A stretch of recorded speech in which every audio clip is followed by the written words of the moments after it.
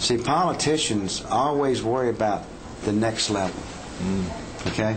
They worry about how do I get from a city government official to a state official or to a federal official. They always worry about that. Don't worry about that. If it's meant to be, it'll come to you by your performance. Your performance will allow you to move to the next level if that's what you desire.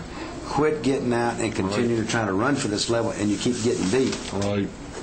Do something that's going to get the public to want to support you and back you. Those are great words. We ought to end the interview right now because I can't imagine getting any better than that. I mean, practical common sense for other elected officials. I mean, it is so important. I remember we were talking about Mark Sanford recently, of course, who had committed to a term limit, a three-term situation there in Congress. But, of course, there were still aspirations to do something else, whether it was governor or otherwise. And albeit he made that commitment to get out of traveling to Washington, there was still a desire to come back and to get into something else. And I think it's important. That's not necessarily an example matching what you're talking about, but there are instances where folks can say, I'm going to do this job and do it well, and that's really all I'm going to think about for the foreseeable future. Viewers and voters can tell when someone's thinking about something else. Well, I think you're right. I mean, and it's, you know, if you're going to represent something, then you better love it. Because if you don't love it, you can't represent it properly. If you've got your mind focused in another direction, then you're not doing justice to what you're representing. The city of Myrtle Beach got a lot going on right now, John. Just a heck of a lot going on. And I think about y'all's tremendous website that is updated so regularly. Mark Crew is doing an incredible job. He does a great job. CityofMyrtleBeach.com. There's so much great information on there and links to y'all, information for the constituents. Of course, most of our viewers, you know, are in the PD and southeastern North Carolina and all down here in O'Ree. So there are a lot of different elected officials. But the City of Myrtle Beach, even that website.com is a great one for folks to go look at. Absolutely, and we've got, like I said, we've got so much going on. We got, you know, Market Commons going in with the city. It's going to be a great thing for us. We've got 4,000 to 5,000 home sites going on that property. Right. So our population within the city itself is going to increase by 50% within the next 5 to 7 years. Is that, you mean because of Market Commons? Because of Market Commons. Really? It's really going to jump up pretty strong, and we have to prepare for that now. Right. We can't wait until it happens. You know, and so many people concentrate so much on what is happening today, what's going to happen tomorrow, they don't look down the road. Right. And this is why I have talked about the parking meter situation, what is going to happen with the residents of Myrtle Beach who want to try to go to the beach and can't get there because they have nowhere to park. Sure. I even jumped out there and brought up crazy ideas that, you know, why doesn't the city talk to the state about taking over and running the state park so that we would have somewhere for our residents to go. Which I think it would be good to have a tremendous city park. Yeah. Absolutely, right across from Seagate Village there, Myrtle Beach State Park, which is an incredible. But unfortunately, I've been told in Columbia that is one of the biggest profit makers the state has in state parks, and I've tried to emphasize if it's done properly, we can make them a bigger profit maker. Even more, absolutely. That's a fascinating thought. Are there any other communities up and down the coast or in the PD or other areas that have talked about taking over the state park in their area to help?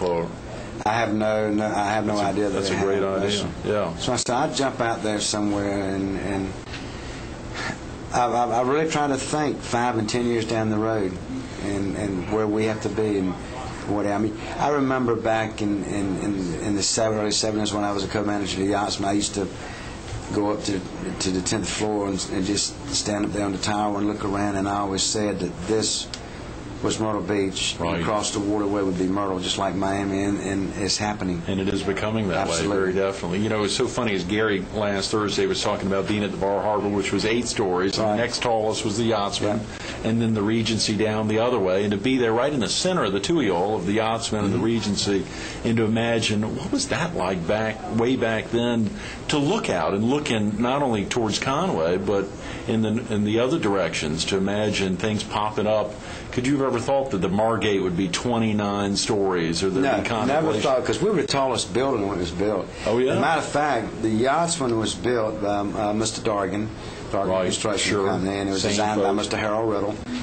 But the person that really got involved in the Yachtsman and making an investment had to do the molds for the pre-stressed concrete slabs was Senator Hugh Loveland. Is that right? Florence Concrete. I didn't know that. So Senator Loveland has a vested interest in Myrtle Beach because of supplying the pre-stressed concrete to the many hotels that were built, such as the Ocean Dunes and so forth at that time. And so it's sometimes it's easy to say, Senator, don't forget where you made your money. Good for you, yeah. And so we were the tallest building, and yeah, you would go up at night, and when all the lights are going, and just look around, and it was dark. It was very dark across that waterway. Yeah. But God, it was nice. I bet that was incredible. And we missed some of those days. What years were those, John? That was 1971, 72. About 8 years after you'd gotten here. I think you said 63 you were No, I got here in 63. Right. Yeah. Right. So you have been down here, you said 43, almost 44 years now. That is incredible. What brought you down originally? Well, I came in on a house party out of prep school with one of my classmates, Randy Jennings, who's from here, and I was just coming for a week. And I had a great time, and I looked around, and I said, man, there's a lot of women down here. And I said, they get new ones in every week. In the summertime. So I went home on Sunday, packed up my stuff. Mom and Dad were out, and they came in and said, what are you doing? I said, I found a new place to live. I'm going to Myrtle Beach. I've got a job for the summer. And who in the world would have thought that it's lasted 43 years, because I haven't left. Had you ever thought, over the course of that 43 years, was there ever a time where something was pulling you away that you thought you would possibly make that jump to go anywhere else, or has it really been that exciting for the 43 years? It's been that exciting. I've always said if I ever left Myrtle Beach and retired somewhere, I would probably look at the mountains of Colorado. Is that right? I love going out to Vail skiing and all. I haven't done it in a long time, but we used to do it every year, and that is absolutely just gorgeous out there. But, I leave here and I travel a lot. Yeah, whether it's over in Europe with the USA basketball team, or with McDonald's stuff, or beach ball, or for the city now. I love going, and I love representing, but I can't wait to get back. Right. And when I cross, if I'm driving when I cross in Erie County, it's like, man, I'm here. But when I land on the runway out there, it's like, well, this is it. I'm back home. This is where I belong. And I'm glad you said that. And that's another, as you enter the county, I mean, we're talking geographically the largest county in the state, but as you enter up in Gallivan's Ferry, you're still feeling, I'm back home. Largest county east of the Mississippi. I've always heard that, and Ed Young said something similar, and then talked about another county that may be as large or larger. But that's Jacksonville's the largest city. Jacksonville, Florida. Is that right? Is the largest city? Largest city. Geographically. Yeah. Right. That's because when you cross the river, you're in the city of Jacksonville. Right. And you got at least 30, 40 miles before you ever get to where there's human beings. That aspect of entering the county, either up in Little River, up and down in Gallivan's Ferry, or down in Myrtle's Inlet, to be entering this gigantic county and to still feel like you're in Myrtle Beach. Yeah. I think it's because it's been promoted that way properly. Folks think of the county as Myrtle Beach, wherever you are. Listen, you cross the waterway, Carolina Forest, and up through there. What's your driver's license say? It says Myrtle Beach. Oh, that's right. It doesn't say Conway, it doesn't say Carolina Forest, it says Myrtle Beach. Yeah. That happens every year that we have an election.